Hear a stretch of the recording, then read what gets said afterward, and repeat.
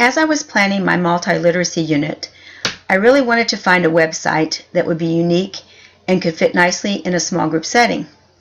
After exploring the web for ideas, I came across this particular site. I was very excited after exploring it further and realized it was a great fit for small groups. Booktrack is a new way for students to read stories and texts accompanied by a movie-style soundtrack. Teachers as well as students can create their own book tracks using their own writing or texts that are being used in the classroom. Students can also experience the extensive library of books that the site has already recorded. I wanted my students to have various experiences with the texts that they are reading, so I used this site to copy text from their books to give them additional comprehension reinforcements. The stories that I published were available only to the specific classrooms that I created. The following short tutorial gives general instructions on how to become a Booktrack classroom. Once you accomplish the basic setup feature, the site gives great tutorials on creating and viewing books.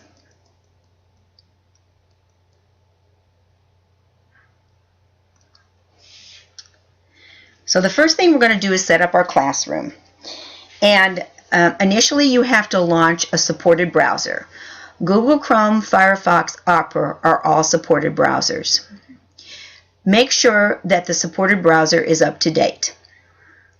Then once you've done that, go to booktrackclassroom.com and go up into the toolbar where you see right here and register. Click on that green register button. It's going to ask you to create your profile. Here is what it looks like. This is what it shows. All right. Once you've completed that, you're going to come down here and click this sign in button. All right. When that happens, you're going to then go and check your email and click the link they sent you to verify your email address. After that's completed, log into booktrackclassroom.com and begin to create a class by selecting the class tab. And I will bring this up so you can see that. Here's the toolbar. Here's the class tab right here. All right, once you start to set up your classroom, it will give you this icon that says add a class. All right, the next step is we have to enter class information. So now, as you see, we've got this tab which we were looking at before where it said classes, bookshelf, and create. Now they're giving us a secondary secondary toolbar where it says class details. This is what you're going to click on. When that happens, this is what comes up. And you have to just fill this information in. Once you've filled it in, hit save. All right, and then as you hit save, then all this data that you've put in there will be saved. Make sure you do that because otherwise you will lose all your data. All right, then the next step, it says, is to add students under student details. So here's the tab right here, student details. You click on that and this information comes up. Now, what you're going to do here is you're going to put all the students that are in your class that you are setting up on this page. And what you have to be careful about is making sure that the login that you give them and their password that you give them is one that's easy enough for them to remember. I recommend their first name dot their last name for their login, and for their password I use the school name for everybody. And since this is not a confidential site, the students didn't care whether or not everybody had the same password. One of the things that you need to notice too on this page is once you've added your class, students they should use the login ID and password displayed under student details rather than create their own separate account. This will allow them to access their classroom's bookshelf. As a teacher, you will be able to see all the content that your students publish. This is really important because once they publish something, that information comes directly to your email and you want to see what they're publishing on there and keep track of that. All right, so let's move right along and let's figure out and find out how we locate a book track that a student has published.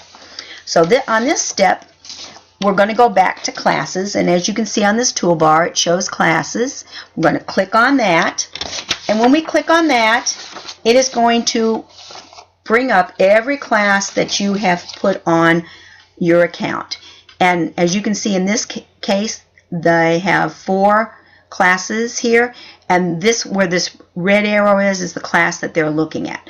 So they hit classes, and here this class came up. They selected that, and then your next step is to come down here and hit bookshelf, and once you hit that, the particular book that that child put on there is right there for you. All right. Now, if your student is trying to select a publication that you put on there, they go through the same steps that we just went through. Selecting classes, selecting their class, going down, hitting bookshelf, and that book will appear on the screen. Now, there's another way we can do this too.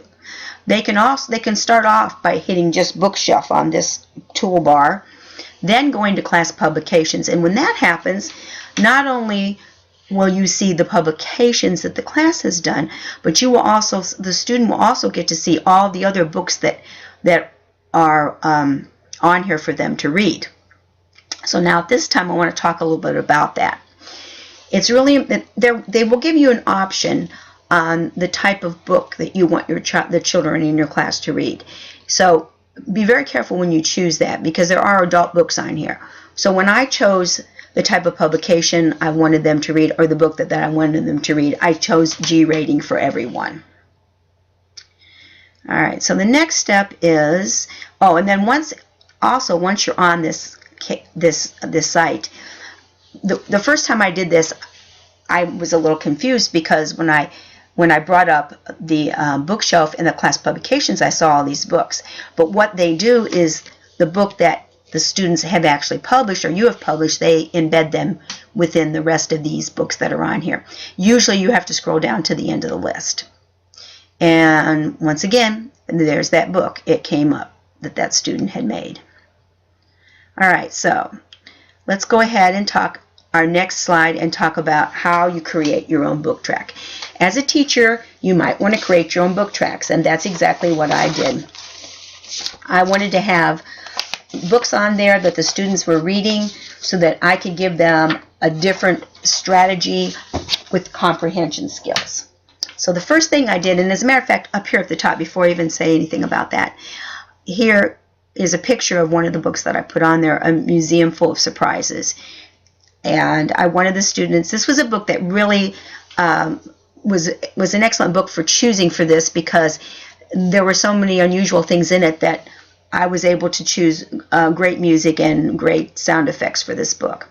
All right, so if we're going to do this, here we're getting ready to do it, the first thing you're going to do is log in. Then you're going to select Create on the toolbar. So up at the very top of that top toolbar, there are several different options, and Create is one of them. So you're going to select Create. Once that happens, there will be a new screen that will open up, and on it you will select I Have My Own Story. After that happens, another new screen will open up, and at the top you will see text. It will be the first selection, so you will hit text. What happens now is the page that you're going to type your text on will come up, and you can do this in a couple ways.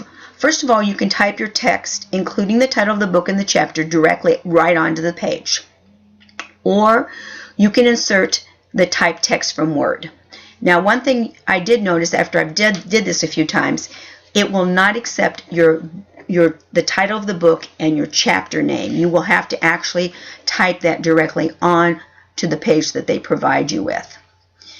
All right, and and before we get any further, I also want to mention that if you are using an existing published text, I recommend that you get permission from the publisher to use this book.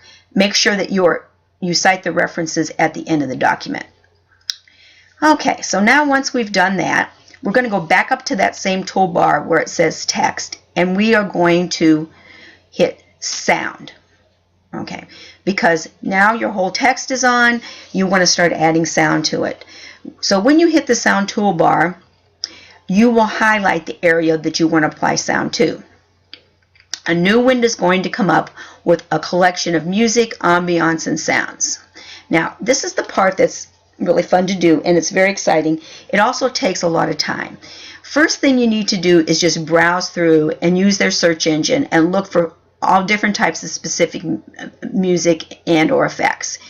It's really important that you take your time and do that, because there's so many on there that you never can tell. There might be one that works better than the one that you picked. So it's a good idea to take some time and look through all that. Then you need to choose the perfect sound by clicking on Select. One thing you can do, there is a button that you can push and touch to preview it. I recommend doing that because it's easier to do that than to delete it and go back and do another one. So, as I mentioned, this step takes the longest. There are many selections to choose from. All right.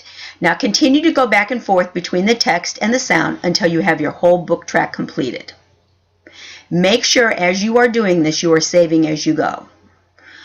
When you feel your book track is done, you can preview it by clicking on the arrow at the bottom of the page on the right. It will enable the cursor and play all the music selections as well. So as the music is playing, the cursor is moving across the words. If you are satisfied with your book track production, click on the Publish tab. Now, this Publish tab, the sound, text are all on the same toolbar. So once you've done that, you will be on the Published page. You will follow the directions on that page, and they're very self-explanatory. You can upload a picture, or you can use one of theirs from their website. Once it's published, an email is sent to you, plus it comes up on your class page. Then you select the book and read it as the music and sound effects are part of your published product. One of the things it does, it comes on a full page, it gives you an arrow in the middle, and it asks you to start to listen and to start to read. Happy tracking!